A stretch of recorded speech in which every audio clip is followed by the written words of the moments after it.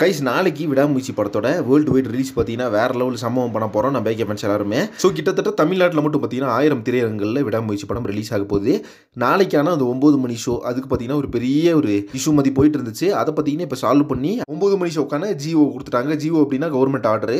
So இது பார்த்தீங்கன்னா ஒரு வேற லெவலான சம்பவம். இது தான் பார்த்தீங்கன்னா விடாமுயற்சி படத்தோட ஒரு மேசிவான சக்ஸஸாக இருக்குது.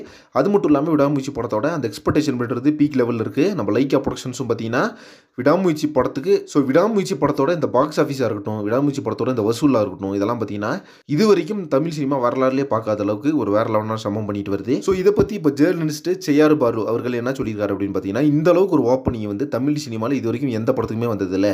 இதுக்கு முன்னாடி வந்திருந்த வலிமை படத்துக்கு அந்த ஒரு செமையான ரெக்கார்டு இருந்துச்சு. ஓப்பனிங் கிங் அப்படின்னா அது அஜித் தான். ஏன்னா தமிழ்நாட்டில் இப்படி ஒரு ஓப்பனிங்கு, அதே மாதிரி ஓவர்சீஸ்லையும் பார்த்தீங்கன்னா இந்த வருஷம் ஒரு வேற லெவல் தூக்கி இருக்குது. கிட்டத்தட்ட 1500 ஸ்க்ரீன்ஸ் வந்து யூஎஸ்எல்லாம் இது பண்ணியிருக்காங்க அப்படின்னு நினைக்கும் போது பயங்கரமான ஒரு ஹாப்பியாக இருக்குது அப்படின்னு நம்ம சொல்லியிருந்தாரு. ஸோ இந்த அளவுக்கு ஒரு மிகப்பெரிய ஒரு எக்ஸ்பெக்டேஷனில் படம் நாளைக்கு ரிலீஸ் ஆக போகுது. ஸோ நீங்கள் யாரெல்லாம் பார்த்தீங்கன்னா தரமான வெயிட்டிங் அப்படின்னு சொல்லிட்டு கமெண்ட் பாக்ஸில் மென்ஷன் பண்ணுங்கள். ஸோ நான் பார்த்தீங்கன்னா பயங்கரமான எக்ஸ்பெக்டேஷனில் இருக்கேன். ஆனால் பார்த்தீங்கன்னா மகிழ் திருமணி அவர்கள் என்ன சொன்னார்னா, படத்தை வந்து எதிர்பார்க்காதீங்க அப்படின்னு சொல்லிட்டு எந்த டேரக்டருமே சொல்ல மாட்டார். மிகப்பெரிய எதிர்பார்ப்பில் போகாதீங்க அப்படின்ற மாதிரி சொன்னார்.